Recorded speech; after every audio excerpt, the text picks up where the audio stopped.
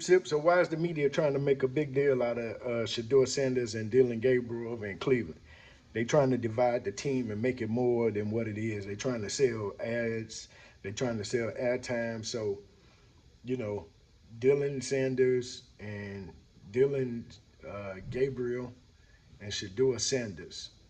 So the TV keeps making it seem like it's a feud or something, or some kind of rivalry be going between these two guys. Dilland Gabriel, who was drafted in the third round, and Shedeur was drafted in the fifth.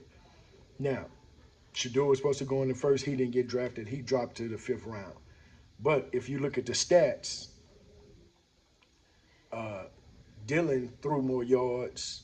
His percentage completion was lower than Shedeur's, but he threw more yards, threw more touchdowns than Shedeur. On paper, he's a better quarterback.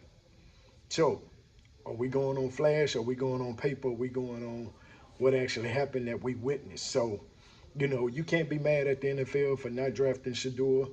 You can say that, without your feelings, but when you look at the statistics, you know, they should have drafted Dilland over Shedeur. But beside all that, now it's where they're in mini camp and they got to prove. So you got to show and prove now. So we drafted both of y'all. So Dilland has to show and prove, and Shedeur has to show and prove. But the media keeps making it like it's some kind of beef between them. And I like the way that Dilland put it. And he said that every time y'all ask this question, about me and Shedeur, y'all just divide the team. We're just two young guys in there trying to learn from each other and from the system. He understands that now it's time to shut the fuck up and put your money where your mouth is. So we just need to let them do what they do and quit with all the he said, she said, and trying to, make it more than what it is.